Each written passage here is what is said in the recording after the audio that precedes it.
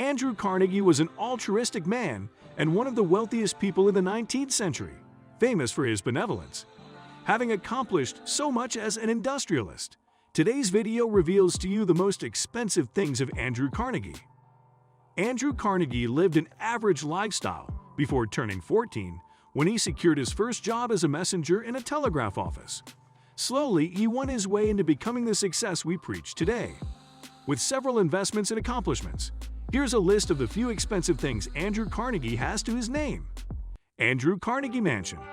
The Andrew Carnegie Mansion is a historical estate that began in 1899 and was completed in 1902 by architects Bob, Cook, and Willard.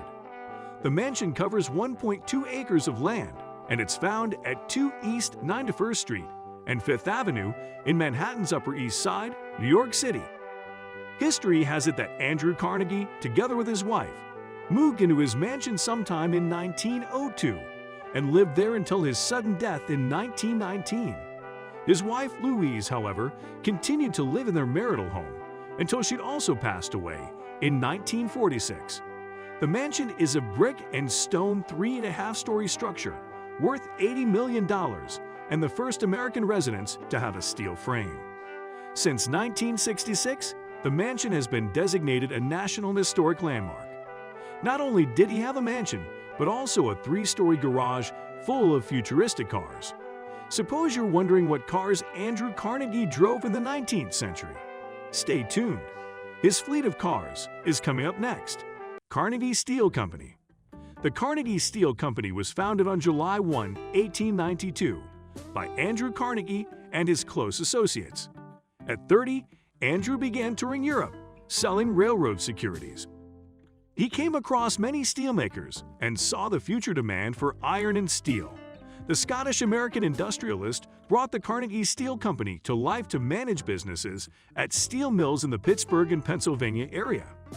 Distinct innovations ensued, comprising intricate cost and production accounting procedures that enabled the company to attain greater efficiencies than any other manufacturing industry to become a major component of the United States Steel Corporation. What's more, he oversaw the massive expansion of the American steel industry in the late 1800s. Carnegie became one of the wealthiest people in history as a result. Yet still, in 1901, Carnegie sold the company to J.P. Morgan for $480 million. Andrew Carnegie was a peculiar man, noble and loving. He found philanthropy more fulfilling than gathering wealth and assets. Get to know more about your favorite celebrities and billionaires, their luxurious lifestyle, expensive cars, and huge mansions right here on Luxury Men. For more exclusive content, be sure to subscribe to our channel with notifications turned on so you don't miss out on any of our new uploads. Carnegie Library. The Scottish-American businessman and philanthropist gave up his fortune to establish the Carnegie Library between 1883 and 1929. 2,509 Carnegie libraries were built worldwide, including public and university library systems. At the start, Andrew decided to build Carnegie libraries in areas with which he had a personal connection, thus Scotland, Pittsburgh, and Pennsylvania. Nonetheless, in 1899, Carnegie significantly increased funding to libraries outside these areas. As Carnegie's library funding progressed, very few towns that applied for a grant and agreed to his terms for operation and maintenance were turned down. When the last grant was made in 1919, the United States had 3,500 libraries, nearly half known as Carnegie Libraries, built with Carnegie construction grants. Today, Carnegie Libraries are all over the place in the United States, Europe, Africa, and Asia. If you are an avid reader who enjoys using the library, give Andrew Carnegie a thumbs up for a good job done. Andrew Carnegie's automobile house and electric cars. Very little is known about the cars Andrew Carnegie drove, but it is rumored that the philanthropist had 5 electric cars. While the Carnegie Mansion was located at 2 East 91st Street and 5th Avenue, Andrew Carnegie owned a 3-story Georgian-style automobile house at S5 East 90th Street.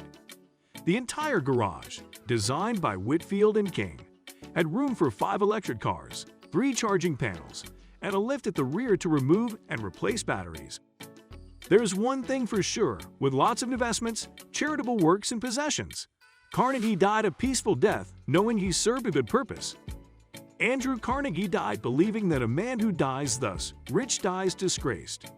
Even in his book, The Gospel of Wealth, Andrew boldly wrote his view of the wealthy as trustees of their good fortune, who should live without extravagance, provide modestly for their families, and use their wealth to promote the welfare and happiness of others.